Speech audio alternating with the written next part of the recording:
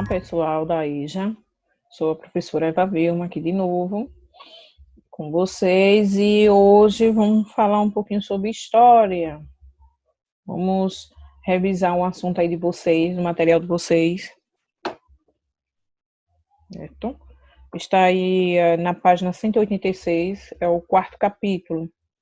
Vamos saber sobre os sabores da África reinventados no Brasil.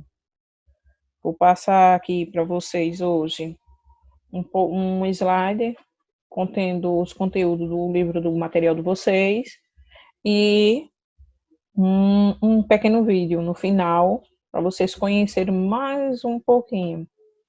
Então, seu professor ainda não chegou nesse capítulo, mas aí vocês vão rever quando retornar com ele e vai fazer aí já vão estar craques, já viu alguma coisa, então não vai ter problema. Se já viu, vai rever, certo? Vou passar aqui agora um slide para vocês. Vamos ver um pouco todo esse contexto aqui que tem nesse slide, está lá no material de vocês, viu? Nossa abertura está aí com esse estudo em casa, material de vocês. Educação de jovens e adultos, segunda aula online de História, modalidade EJA. Vamos para o nosso tema hoje de História, Sabores da África reinventados no Brasil. Vamos falar um pouquinho aí da culinária africana, conhecer o que a gente realmente acha que conhece, que acha que é de lá, e acha que é do Brasil, e fica só no achar, mas todos os alimentos são derivados, veio de lá, da África, e reinventados, né, depois, como uns pratos bonitos daqui do nosso Brasil. Os sabores da África reinventados no Brasil. A acarajé, o caruru, o vatapá e a cocada. A culinária afro-brasileira. Marcas da cultura africana, com a mistura da cultura indígena e europeia. Aí, nesse segundo ponto, está dizendo que foi a mistura fez essas três junções, né? A cultura africana, indígena e europeia. E nisso foi inventando outros tipos de pratos, sabores. Aqui no terceiro ponto, tráfico negreiro. Povos africanos que foram escravizados e levados ao Brasil durante o período colonial. Agora vamos conhecer um pouquinho aí dos hábitos alimentares dos brasileiros. Diversificação, variação de tipo de alimento e modo de preparo. No caso, foi fez aquela modificação, aí criou esses vários tipos de pratos, né, de modos alimentares. Exemplo, região norte, técnicas e produtos consumidos pelos indígenas ainda são marcantes, como a mandioca, a farinha, o goma e o caldo. Contribuição para a culinária brasileira. Teve aí os povos indígenas, os europeus e os africanos. Vou dizer a vocês, né, que teve essa mistura dos três para inventar vários outros sabores, vários outros pratos. Os povos africanos no Brasil. Presença de africanos relacionada à produção de açúcar.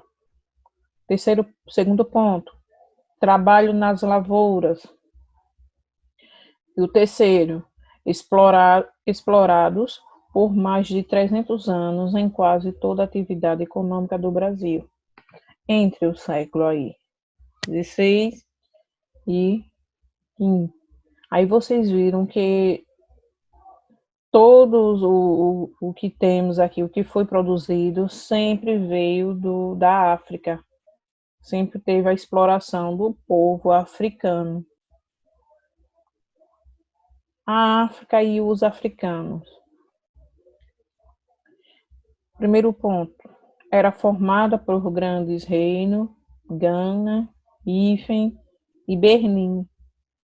e importantes impérios, como Marlim. Segundo ponto, povos distribuíam-se em inúmeras etnias, culturas e organizações distintas, e tinha também as rivalidades entre os povos. Terceiro ponto, atividades econômicas. Era a agricultura, o comércio, a troca de produtos artesanais, a exploração de jazidas minerais. Então, os africanos eram bem explorados em relação a isso. E era troca, não era a compra. E tudo era trocado por comida. Eles tinham a alimentação, mas era explorado nesse sentido. Não tinha como, vendiam, pegavam o dinheiro. Era por troca, por uma faca, por uma porcelana.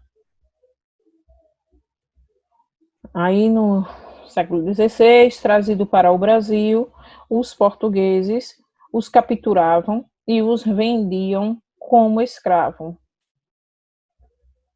Pertencia a dois grandes grupos linguísticos, o bantus e o sudanense.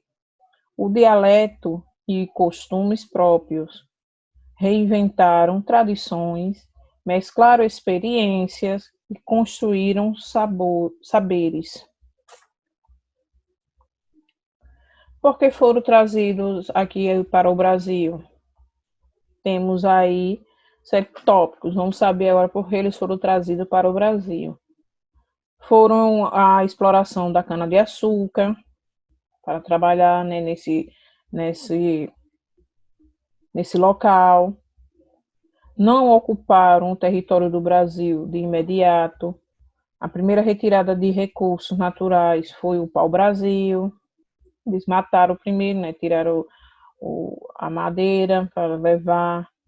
Em 1530, a cobiça de outros reinos ao território.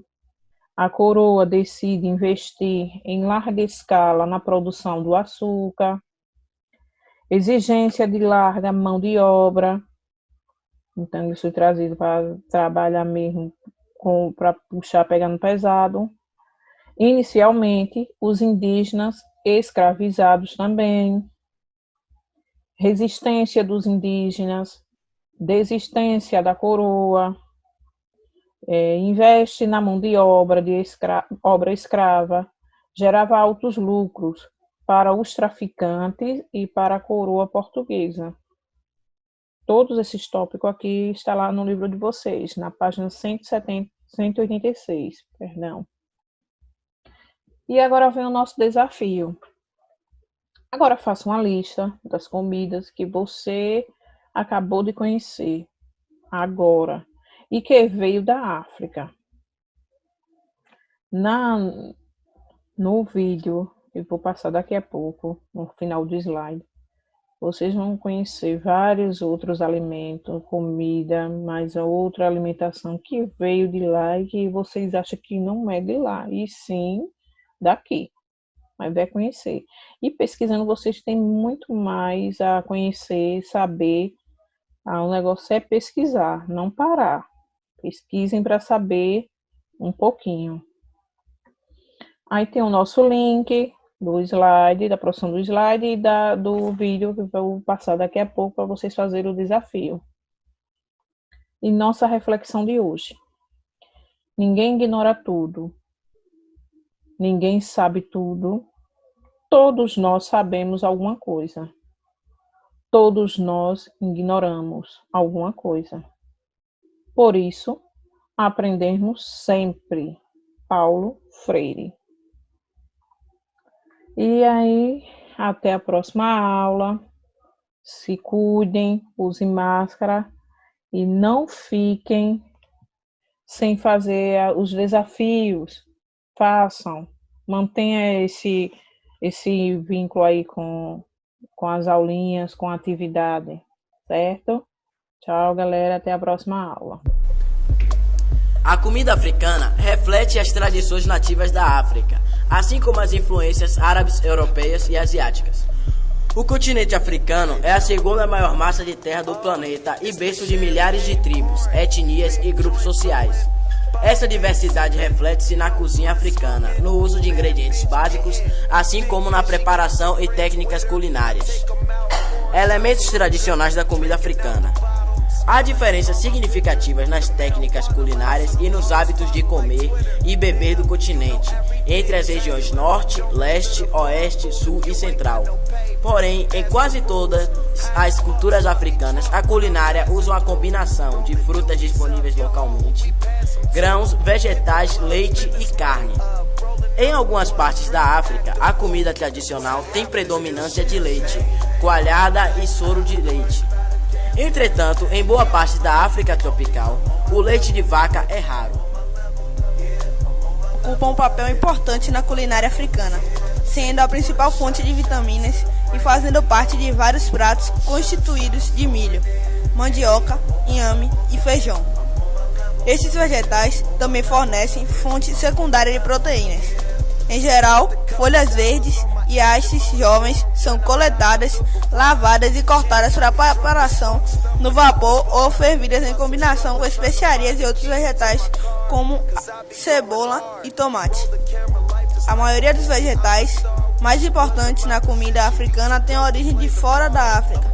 Milho, feijão, mandioca, abóbora são originários das Américas e foram introduzidos na África pelos europeus no século XVI. A maior parte dos vegetais verdes africanos são resistentes à seca. A comida africana tradicional provê dieta variada, geralmente rica em vitaminas e sais minerais, incluindo a vitamina A, ferro e cálcio. Afro-brasileira. Por volta do século XVI, a alimentação cotidiana na África, que foi incorporada à comida brasileira pelos escravos, incluía arroz, feijão, sorgo, milho e cuscuz. A carne era predominante de caça, antílopes, gazelas, búfalos e aves. Os alimentos eram preparados assados, tostados ou cozidos. Como tempero, utilizavam-se pimentas e óleos vegetais como azeite de dendê. A alimentação dos escravos nas propriedades ricas incluía feijão preto, toucinho, carne seca, laranjas, bananas, farinha de mandioca e o que conseguisse pescar e caçar.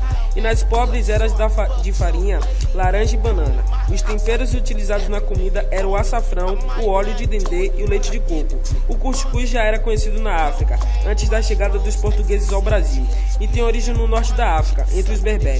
No Brasil, o cuscuz é consumido doce, feito com leite e leite de coco, a não ser o cuscuz paulista, consumido com ovos cozidos, cebola, alho, cheiro verde e outros legumes. O leite de coco é usado para regar peixes, marisco, arroz de coco, cuscuz, munguzá e outras iguarias.